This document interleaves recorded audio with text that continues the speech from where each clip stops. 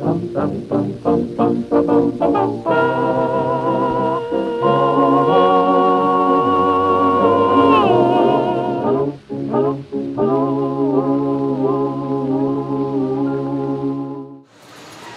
nga ni Kuya Kim, lamang ang may good memory. Hindi lang sa exams, pero pati na rin sa buhay.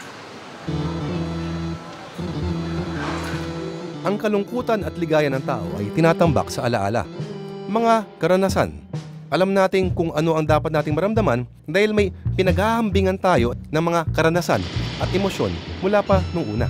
Dahil ang sinasabi ng filosofiya, ang buhay daw ng tao ay isang mahabang pagtatagpi-tagpi ng mga eksena, mga alaala.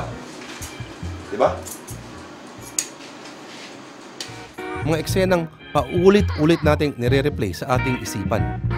Dahil kung tutuusin mo, sa huli, ang alaala na lang ng isang karanasan o isang pangyayari ang natitira sa atin. Dito.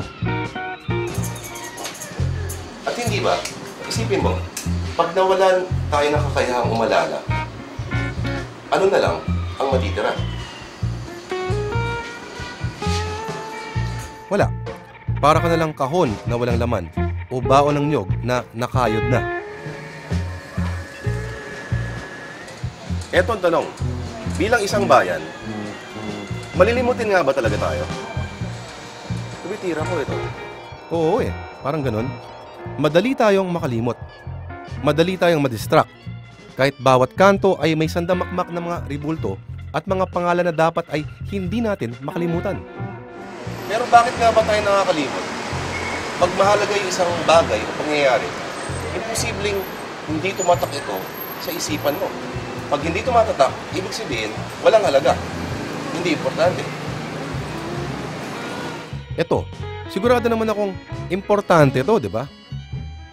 Pero, bakit sa 25th year ng napakahalagang pangyayaring ito, biglang pinag-uusapan ang isyong ito? At hindi lang yon. Sa totoo lang, sa lahat ng balita, sa lahat ng issue, ito ang may direktang epekto sa buhay ng tao. Pero kahit ang mga aral na iniwan ito, mukhang nalimutan na rin. Paano? Masyado tayong busy sa mga bagay-bagay.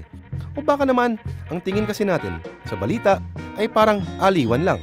At pag nagsawa na tayo sa isa, lipat naman sa bago. Pero alam mo, naisip ko minsan, mas mabuti pa yung walang alaala.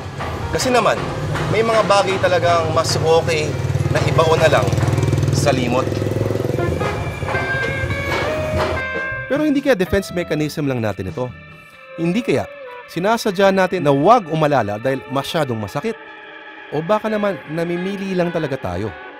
Bakit mas excited tayo kung matutuloy ang pagde-date ni Angel Locsin at Phil Yang husband kesa dito? Paano ba nalilihis ang mga kwento? Kung naaalala ninyo, ito ang pinag-uusapan, di ba? I cannot recall, Your Honor.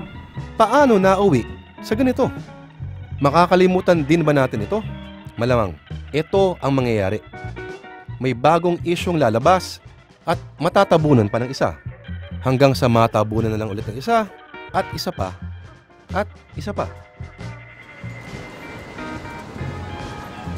Pero, ano nga ba yung nangyayari pag lagi na lang tayong nakakalimot? Ito, nangyayari yung ganito. At ito, at ito. May kasabihan, ang hindi natututo sa leksyon ng kasaysayan, mauulit ang mga nakaraang kamalian. May gamot po ba sa makakalimutin? Meron. Minsan mga supplements pwede mong inumin. Balang araw, makakalimutan natin ito. At ito. At ito. Pero ito, siguradong aabangan mo to.